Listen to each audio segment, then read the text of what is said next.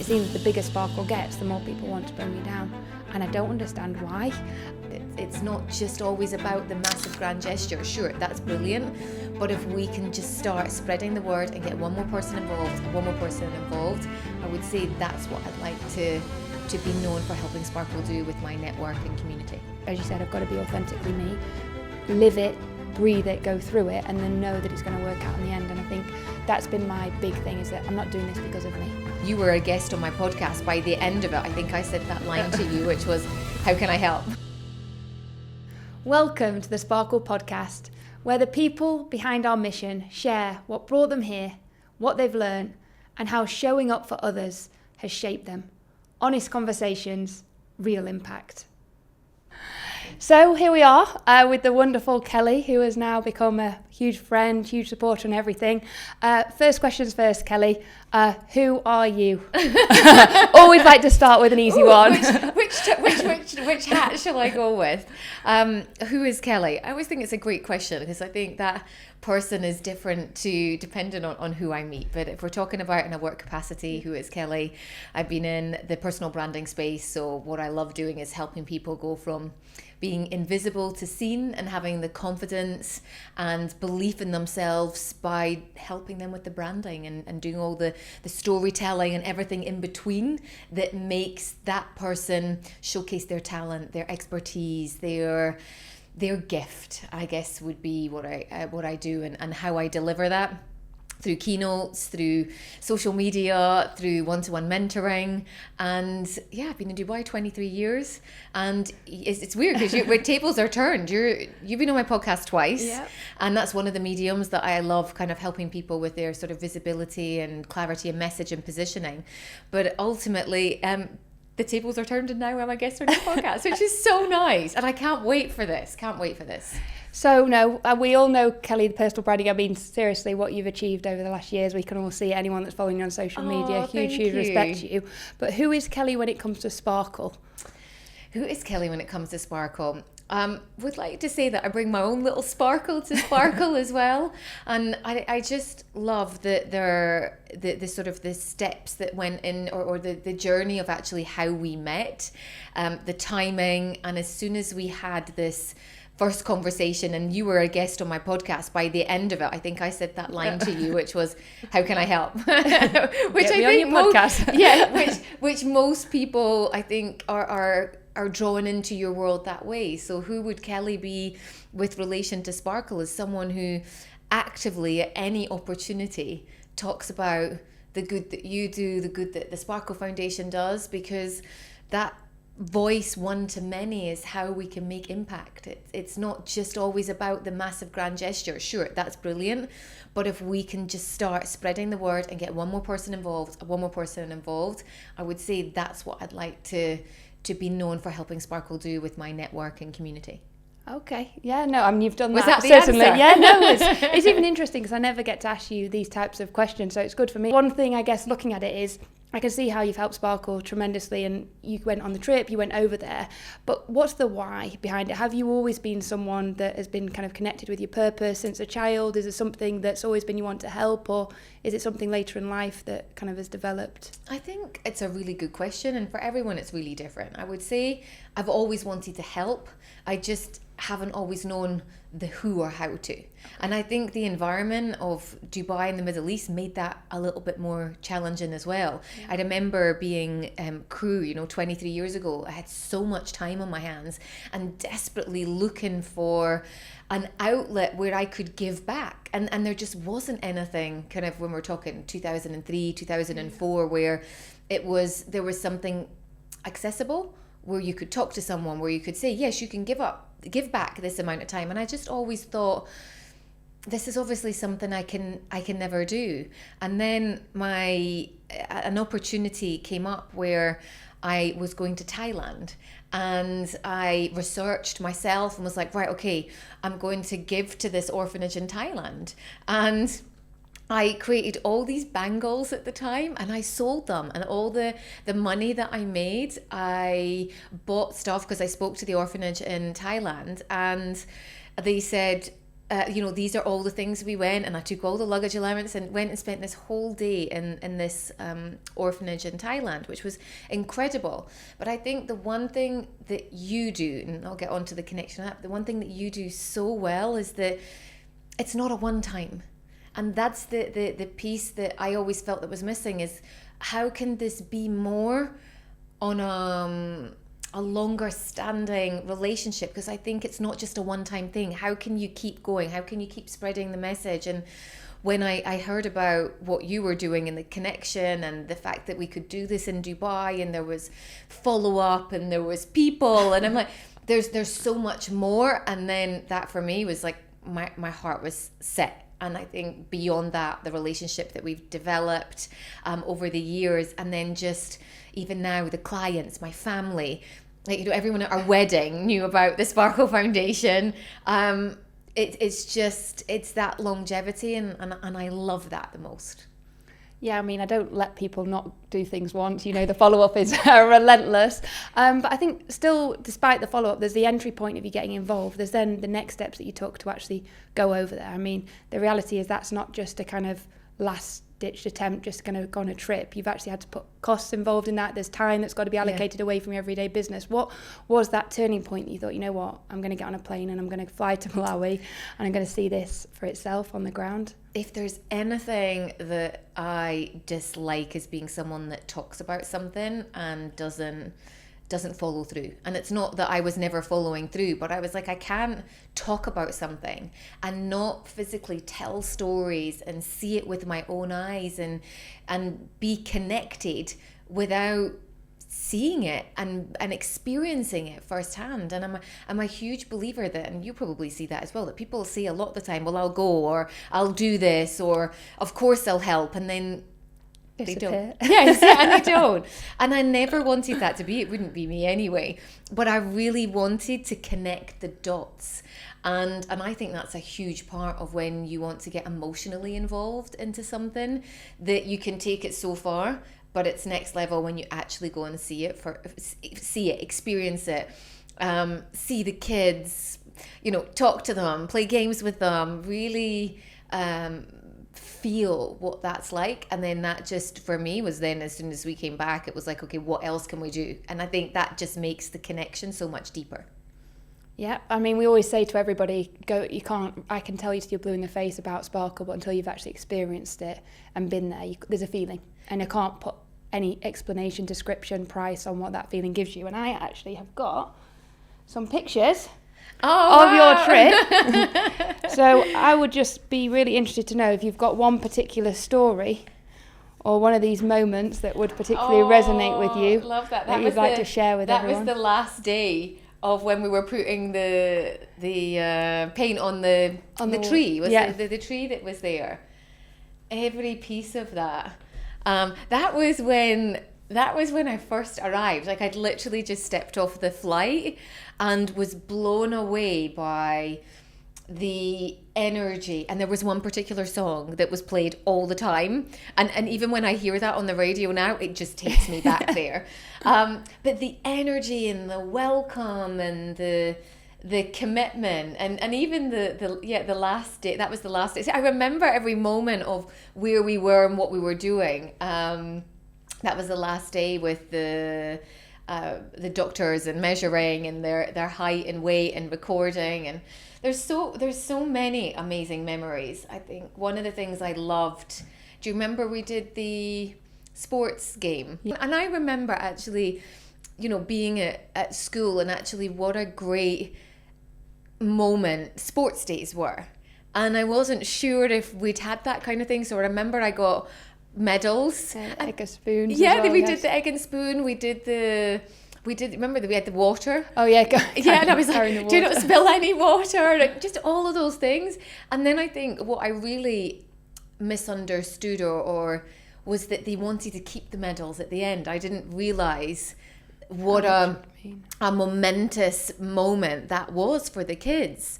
And I wished I had taken enough for all of them to win, but I think we ended up taking them back and said we could reuse them, or they managed to take them home for the night, and then they had to bring them back the next day, so then they could redo it and reuse it. but all of that, and interestingly, there's one of the pictures that I came home as I went home back to Scotland, and my mum has framed 2 of the pictures that I've sent to her on WhatsApp. And one of the pictures that she's framed is me when I went to the mum event where it was educating about the mums, about the community piece, and one lady had brought her baby along, and I said, I was curious about the way that they wrap them up, and they just hang on the back the whole time. So she wrapped our whole baby up and said, no, dance and do everything. And I was like, no, she's going to fall out. And it was like, no, she's fine. And that's the picture, one of the pictures my mum's got framed at home on our mantelpiece of that. So I think that is also the impact of where you go and do something, that it's not just impacting you, the children, it's the ripple effect it has on everyone as well. I remember that trip very, very well. Point for you, most people, we're trying to steer away sparklers from this whole voluntourism thing. And when a lot of people come back from Malawi, they say what they went with the expectation versus what they come back with is completely different. Yeah. Do you find yourself in that? I mean, I know you went there to make a difference, but what difference it's made on you since coming back? Has there been a shift in the way you think about things? Yeah, for sure. But how can we do more? And I think it just makes it much more pressing. It makes it much more real.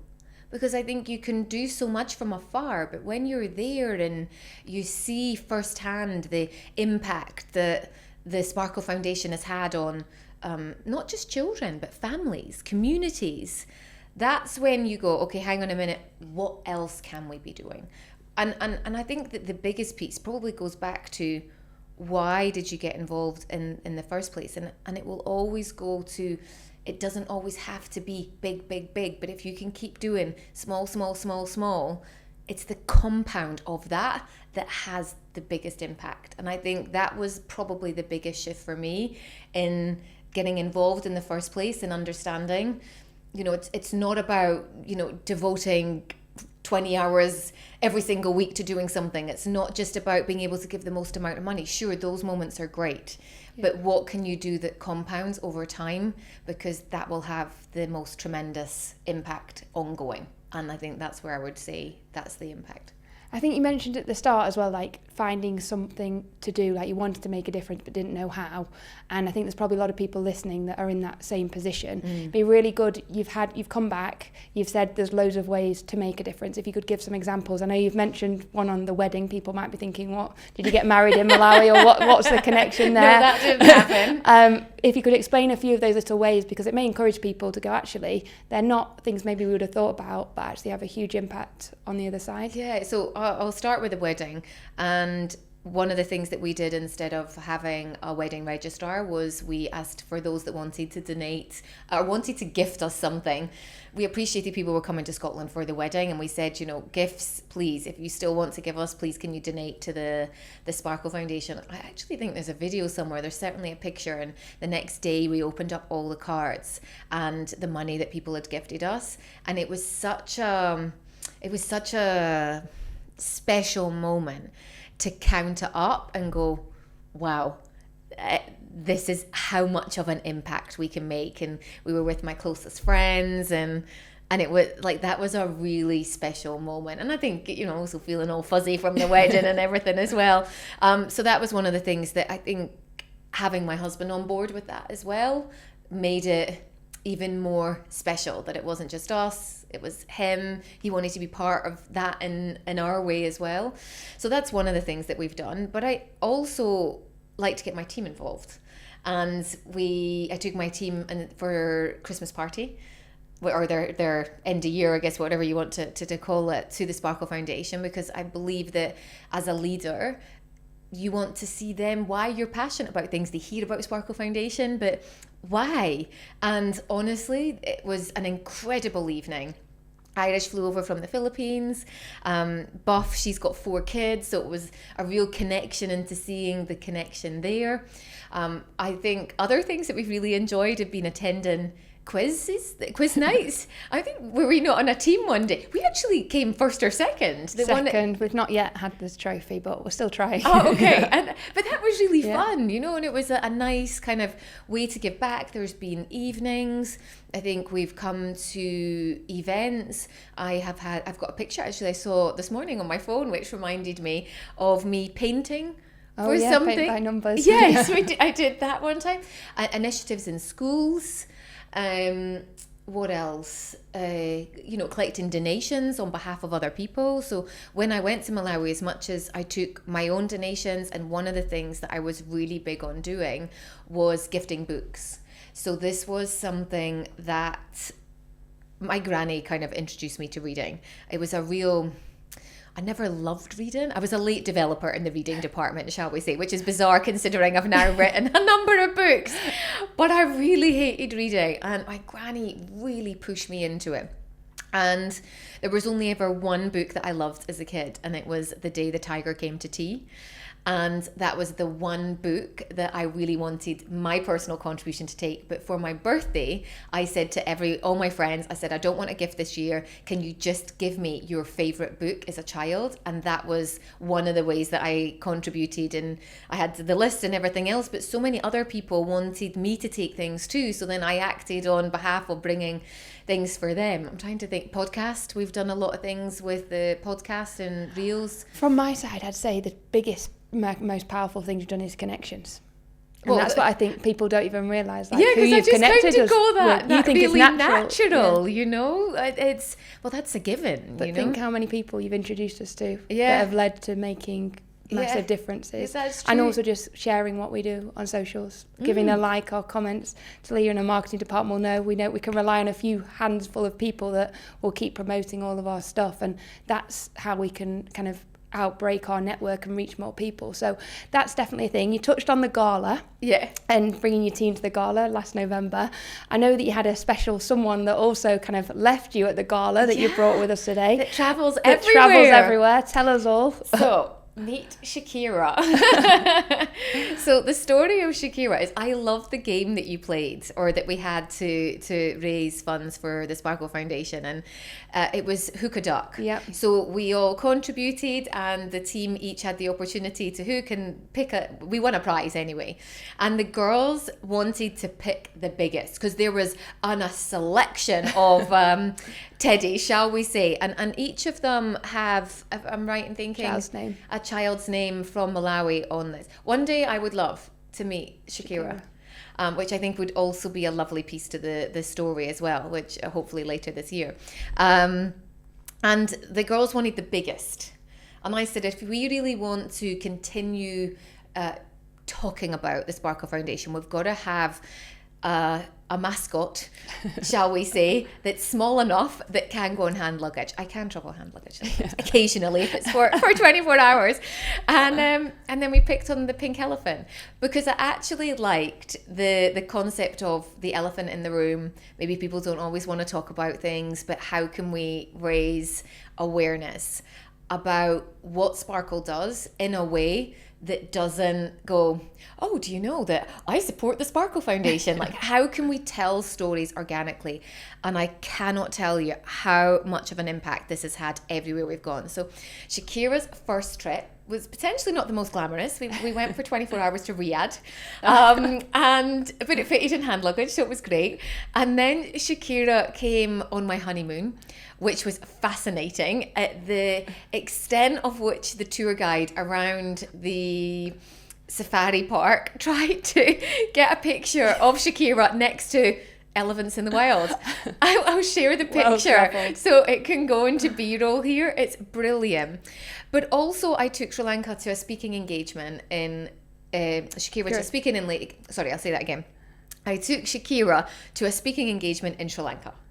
And that was the biggest wow for me. So I had a workshop the day before, and then I had a keynote the next morning. So I took and introduced Shakira at the workshop, and it was so interesting, the conversation that sparked on how other people could maybe talk about personal brand or communicate something that they were passionate about in their own way. So that was at the workshop. But the next day, oh wow.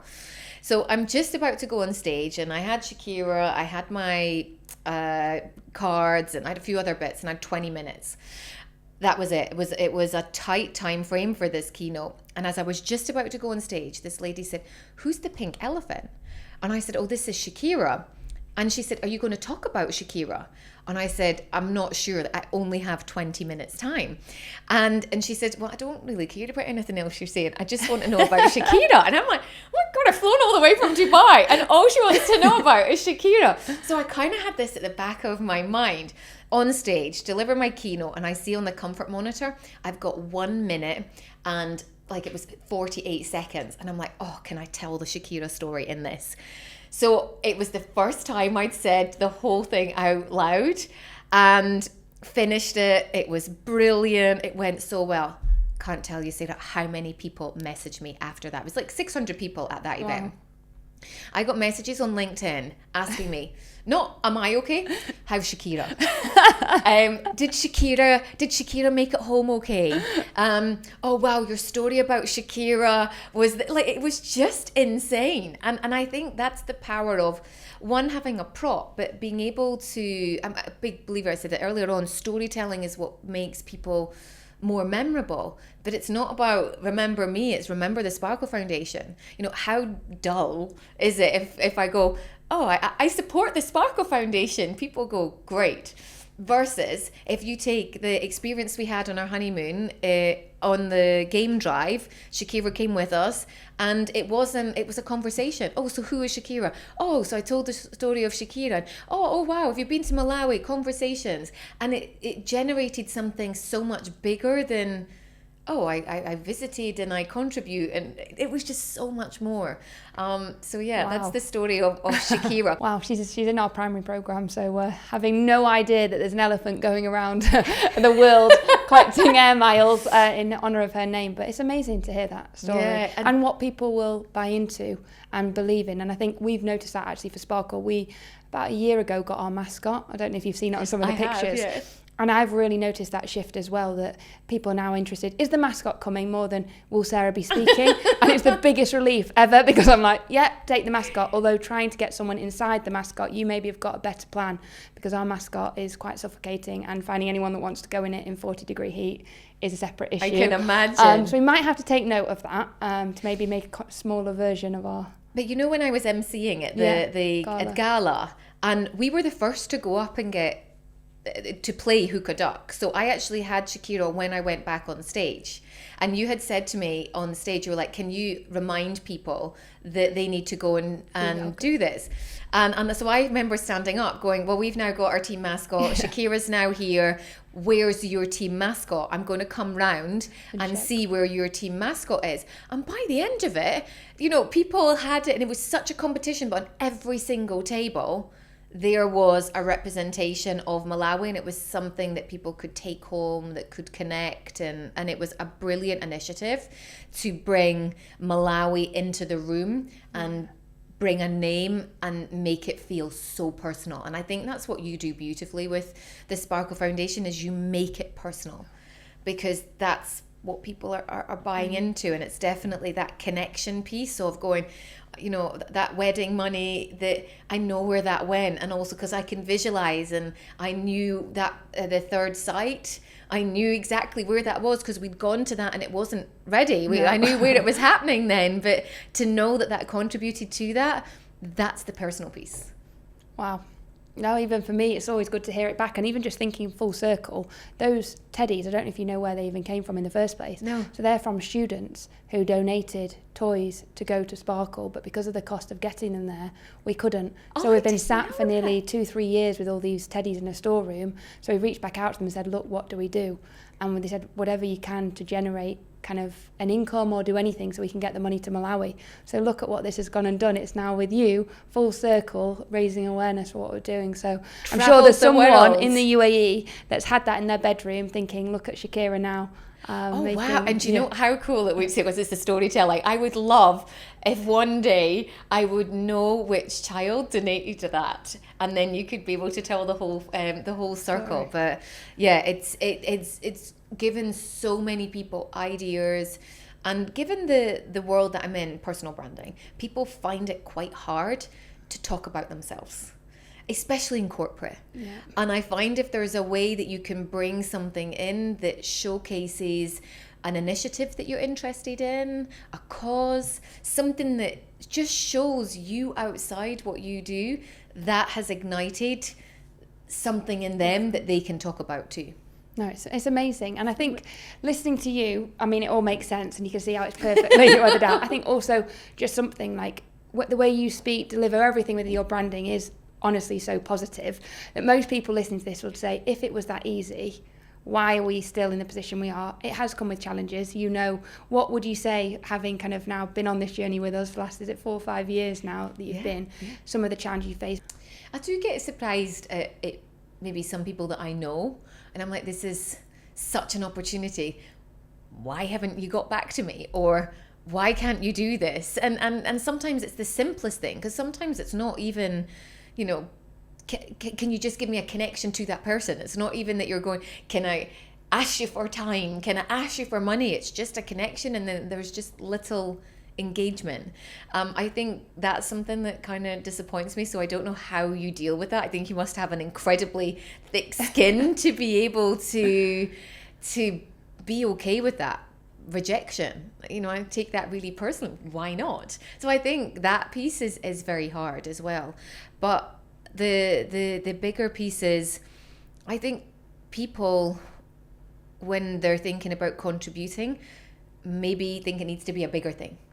And that's always what I'd go back to. What can you do that's small, that then you go, wow, this was really good, and that feeling then makes you want to do more.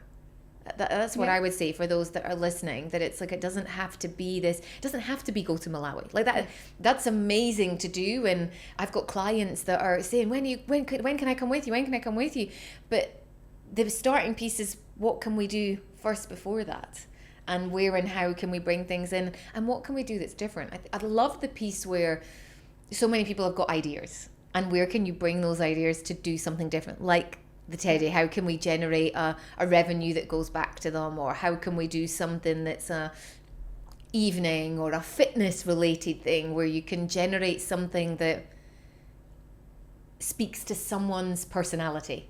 I think that's the biggest thing. Yeah, it's finding things that are mutually beneficial as well. I think there's a lot of worries about people saying, when you're giving to charity or doing for charity, it should only be one way. But we've actually found that the most successful relationships that we have is where people get something, and it says wrong, like get something from it, but even if it's a feeling. Yes, even if it's a feeling of, I know where the impact I've made, or I know the difference that this is going to make. And I think that kind of leads on, you've spoken about this trip, that's kind of on the next part of the journey of the hope to get people over there. What's the vision for that? I think so many people have seen what I've done, our relationship over the years, and have come to me and said, how can I get involved? And there's been ways where they've maybe attended the Sparkle Gala, or they've contributed in some way, or they've been part of that. But again, back to that version of me 5 years ago who wanted to do more.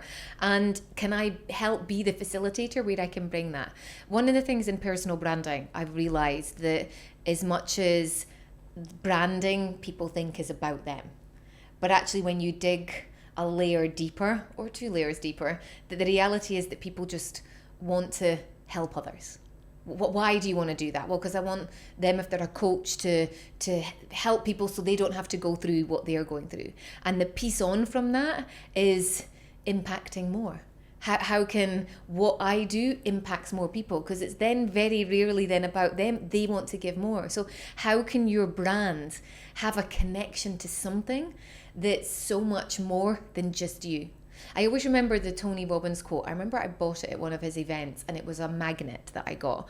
And it said, the secret to living is giving. And I've had that with me, since I attended that, 7, 8, 9 years ago. And that part, it's always been part of me. And it's just, how can you do that? But the bigger piece always comes down to, for me, one to many. So it's the compound. So I've got a community now of clients that have worked with me who trust me and still want to be part of my ecosystem. What else are you doing? Well, your brand is more than just you, which they all believe. So how can they take that to the next level where you can then start impacting more people beyond just what you're doing? And that's the bit that I'm like very excited about, because when I went and it was just me, it was me. versus then being able to, I think, probably see it through your eyes, when I'll be seeing it not just through my eyes, but seeing it through their eyes, and being able to help facilitate an experience like that changes them, that has the compound interest to affect the children, everything else in Malawi, and the community and everything else that goes from that. And is there anything you were afraid of when you were planning to go? Because, you know, Dubai lifestyle is somewhat different to the experience that these people are going to take on a Malawi journey. So anyone might be listening being like, yeah, sign me up tomorrow. Yeah. But we do need to kind of like manage expectations. Honestly, I don't know if you know the answer to this. No. Food. Okay. I was so happy the day that you told me where I could go and have pizza. Do you remember we went to this lovely Casa Rossa, yeah. And it was so nice, and it was just it was really lovely because we were staying on site, so it was really lovely to actually experience the drive up Zomba, Yeah. Close, yeah. Zomba, and see Malawi out with the Sparkle Foundation, and I don't think I've ever been so happy to see pizza. I loved it, and anyone who knows me knows that I love pizza anyway. But you know what? Even on that experience, do you remember the whole? I know that you weren't with us then. Yeah, it was a bit of a blur. I was also quite unwell, wasn't I, throughout that experience? I remember, and there was the three of us, and Danny, who was with us on that trip, and Annabelle, and we helped a lady carrying the wood. Yes. Yeah, I remember And that. this was the whole bit that was, even when we stepped out of, you know, here for what we wanted to be here for, there was still an opportunity to give. This lady had been carrying this wood up, like it was dark, in this twisty mountain. 50 kg, that was Was it really? Yeah, firewood on her head. And like insane balance, but doing it in the dark.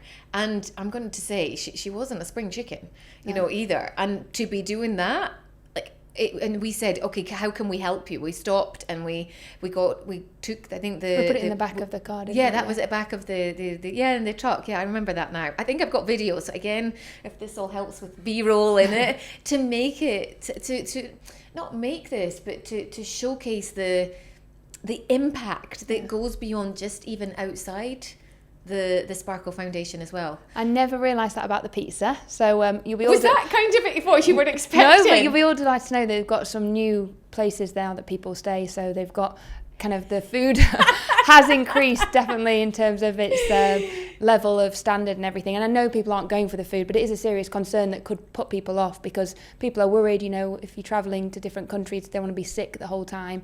So that is one thing, an opportunity. That woman, interestingly enough, I just came back from Malawi a few weeks back, and she's still there. We still saw her, yeah. Rosanna and I went to the top Zomba Plateau and we saw her, and she's actually mute. I don't know if you recall. She's mute. So Rosanna and I tried to learn a bit of sign language to be able to communicate with her, and she's actually 64.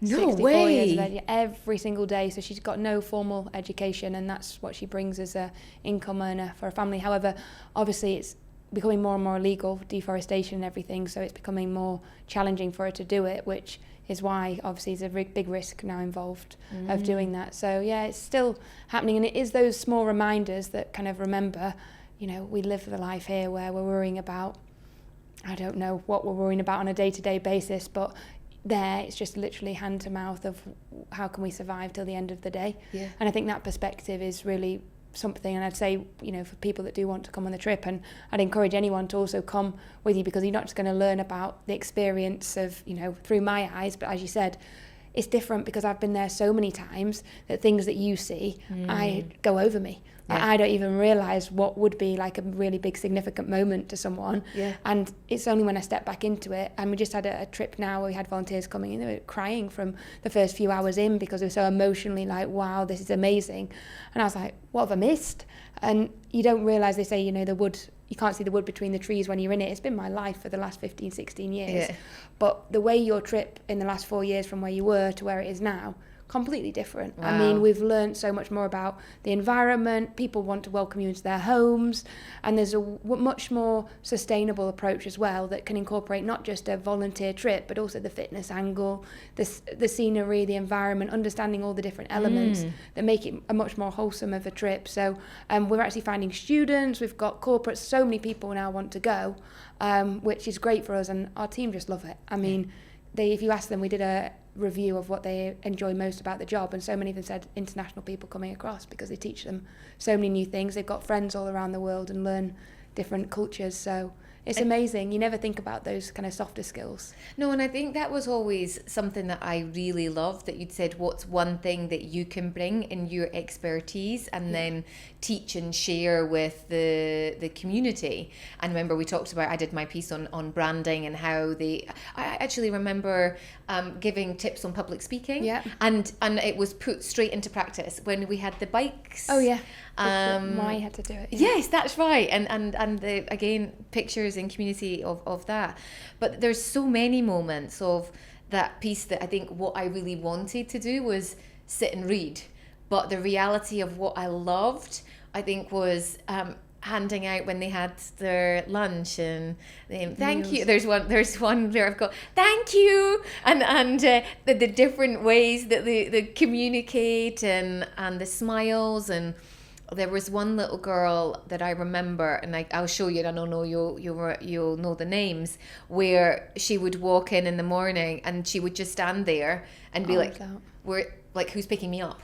Where's my hug? And I was like, I'm coming. It was just that face of like that connection, and and she was tiny, and there's so many pieces. Even walking around, seeing how people from a business capacity, how they're running a business there, what they're offering, what they're selling, the woman, all of that.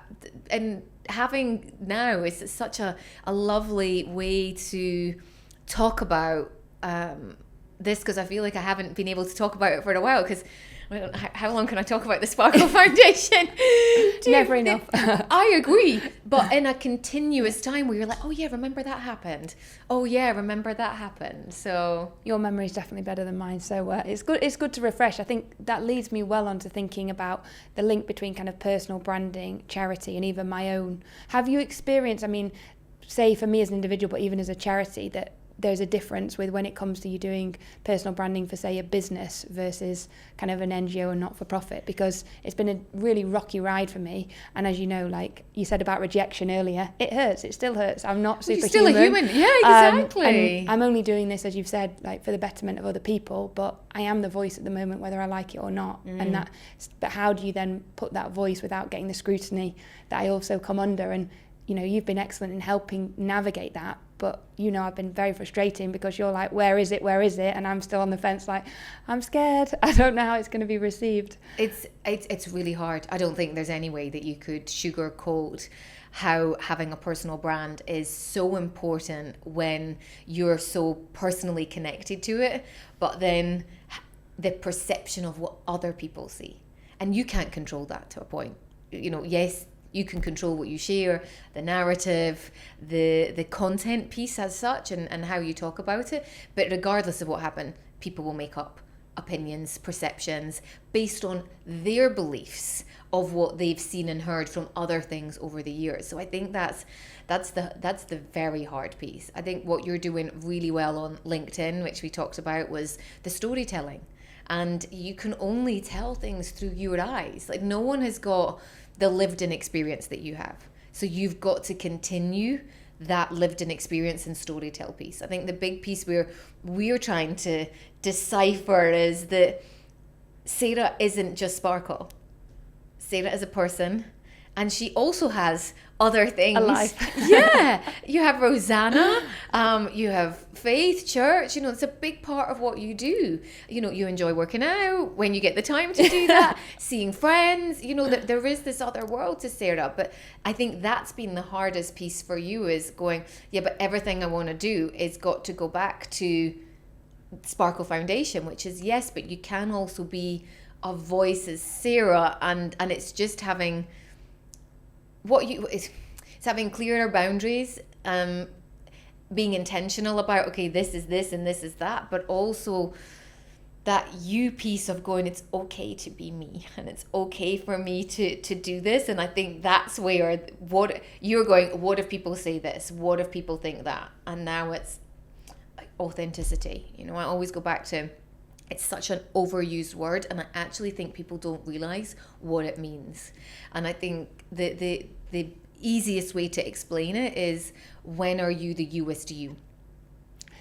And there's this scale, because we have the youest you and we have a version, we all do, and then we have a version that we put out to the world.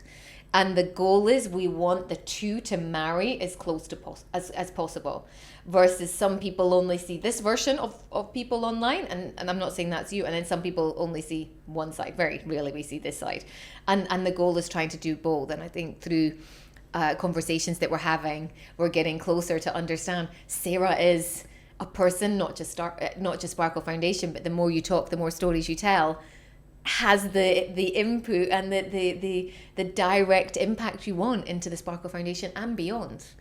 So throwing it back at you, if you knew in your line of work that you're doing, that all of what, you know, the bills to be paid and everything that has to be when you get clients, if you knew doing what you did, being yourself, could also, one wrong move could potentially stop that all over, and not only affect your life but affect thousands of children. Well, the pressure, and where's the fine line? I think that's the whole thing, is where is the fine line between what you do and what you share. And I think there's grayness that people will have opinions about. People are always going to have opinions on anything. It's, where are you and what can you do? And I think if you honestly, hand on heart, still keep showing up as you, it'd be hard for people to push back on that as much as they do. It would be really hard. This has been recorded now and can be used as evidence should anything in the near distant future go wrong. I gave permission.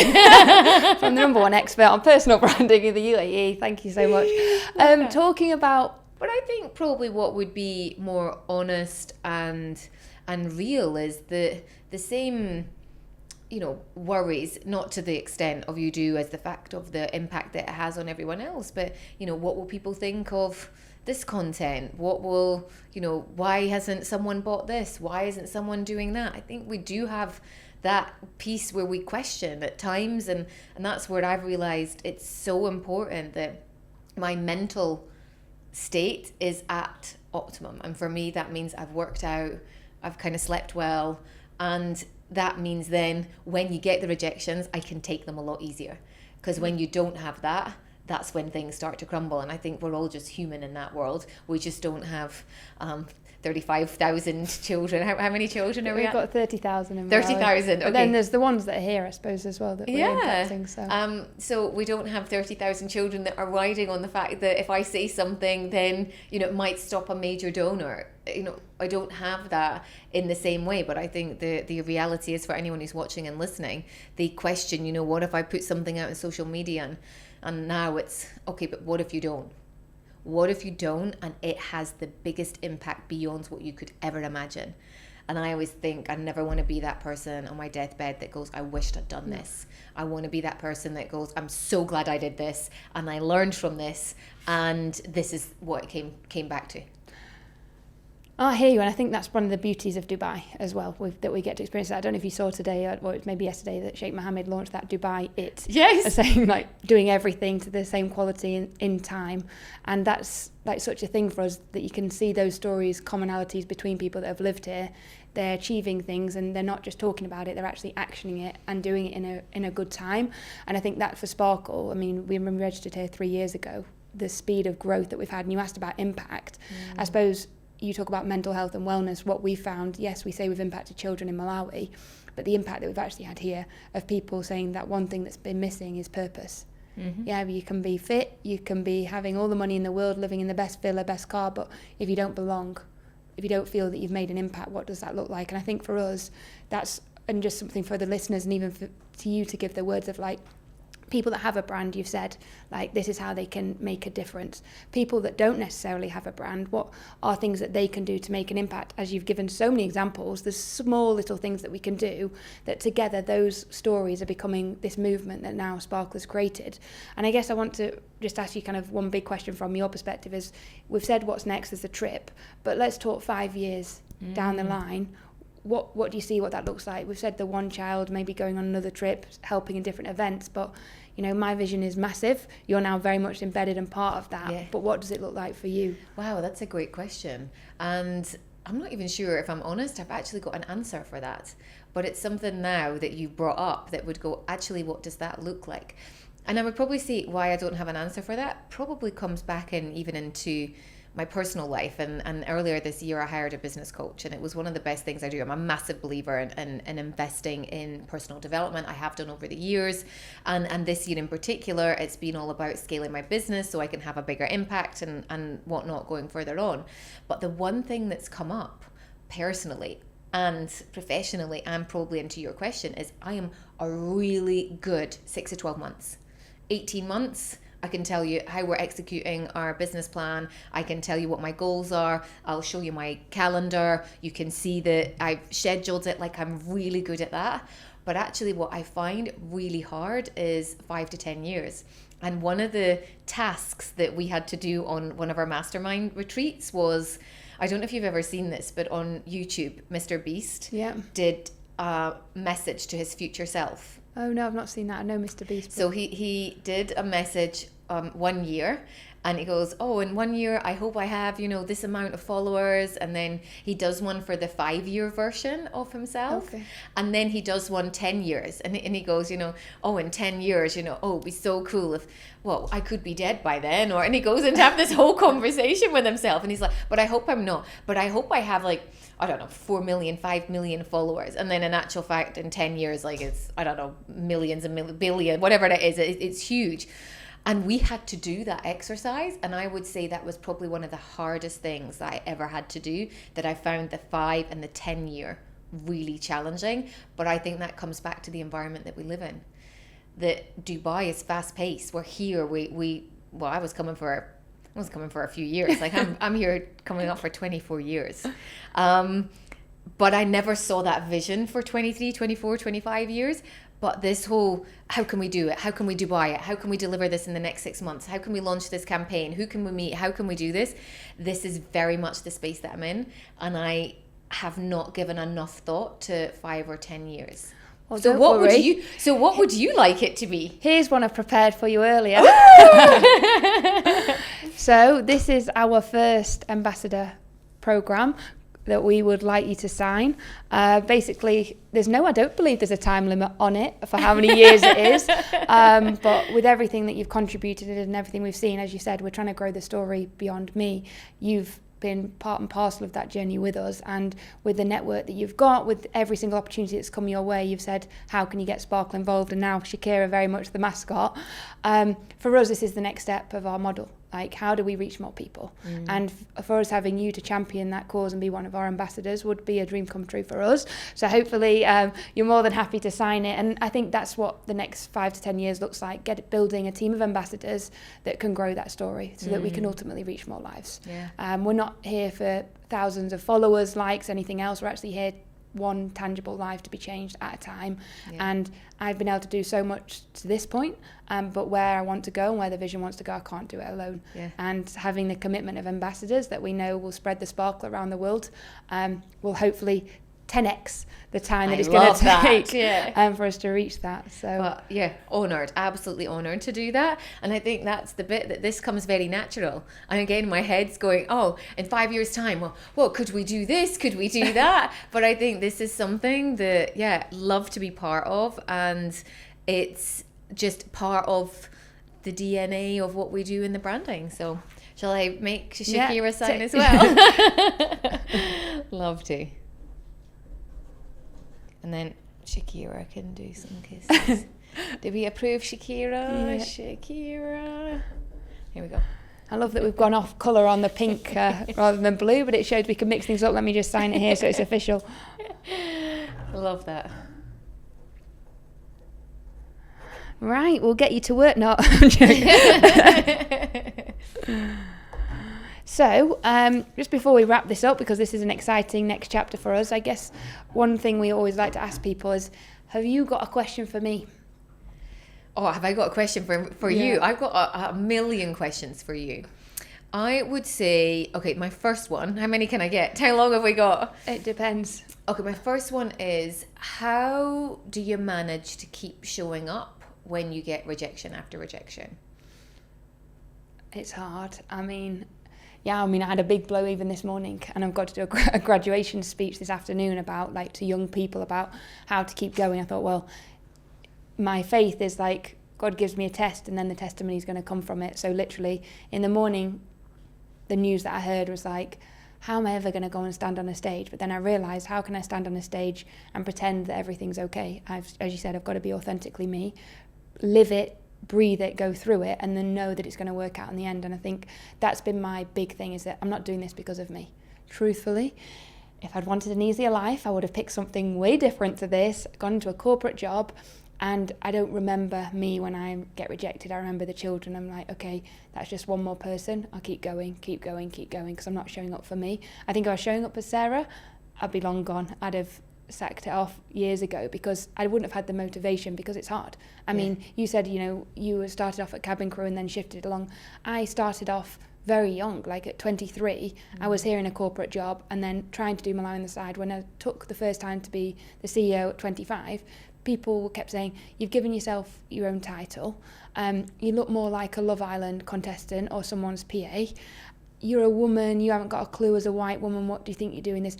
The amount of words that landed with me shaped everything for me for 10 years. And I look back now and I think, goodness, yes, it was hard and the rejection was painful, but it shaped me into the person I am today, because now I am in a place that I can confidently go and speak to young people and say, ignore what people say, because other people's limitations of you doesn't determine kind of where you can reach. And it took me too long to reach where I am today, truthfully, because I listened. And I wish I hadn't. And those rejections, it's just another person. They've got a different perspective than I have. Okay, move on. So what would you have done if someone was watching and listening now, that they are getting the rejections that you could have done sooner? Did you say, like, write them down, or would you have said, just ignore it? Like, what would have been something tangible that someone's like, I'm stuck with this? The lens at which you see it. Okay. It's not a definition of an event or of your character. It's just something that someone said and it's an opinion, move on. Whereas people hold on to it because they then start looking inwardly, what does this mean about me? And that's why it's really important that you do have that belonging. Because if you've got that sense of purpose, then that outweighs when someone says no to you. It's like, but I know who I am. I know what I'm here to do. And it's making that balance, because 9 times out of 10 we're following and chasing the wrong things, which then means when rejection comes, the substance, the foundations of what we're holding on to isn't there. And I think the piece around the rejection, of being okay with that, is that what someone's saying to you is coming from their beliefs. Yeah. And knowing that you can't change the way someone's thinking about something because of their backstory, because of the stories they're telling themselves. You can't fix that. That's their story. Let them have that. And allow yourself to process it as well, because I can't just say, if you said something really negatively to me now, of course it would hurt me. But I've got to also where is it coming from? Is it someone that's walked in my footsteps before? Because then maybe there's some wisdom in it. Or is it someone that's a complete outsider that actually, just for the sake of it, wants to give you an opinion to bring you down? Because you find that, and I've found that's been the hardest lesson that I've learned. For all the good that I've seen in humanity, it seems the bigger sparkle gets, the more people want to bring me down. And I don't understand why.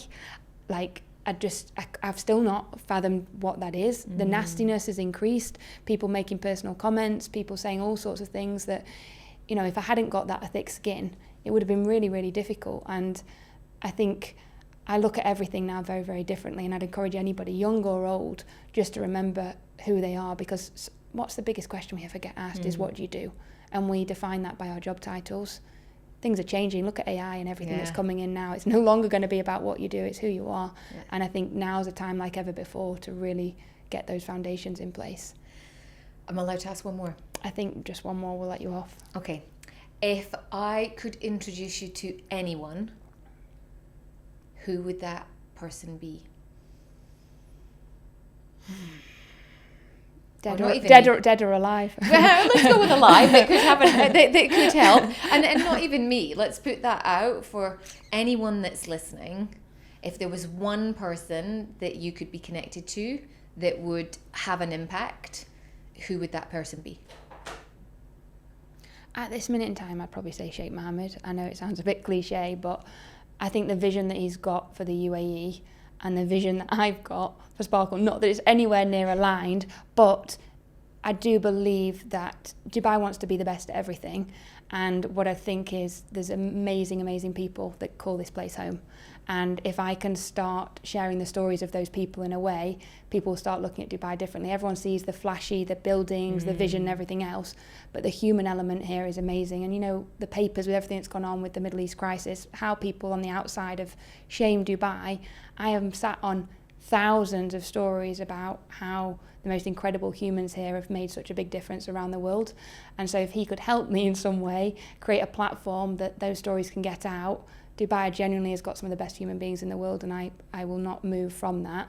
I just think we haven't had the chance to showcase those stories yet. So it would be him, and see where it goes. You never know who's listening to this. We're not far off getting that coffee date that I want to get on, but yeah, let's see. We need to make that a reel. And that needs to go out. And then we need to get that reshared and reshared and reshared to make that happen. Okay, take Love Shakira that. with me. Yes, exactly. I'm telling you, gets in the door every time.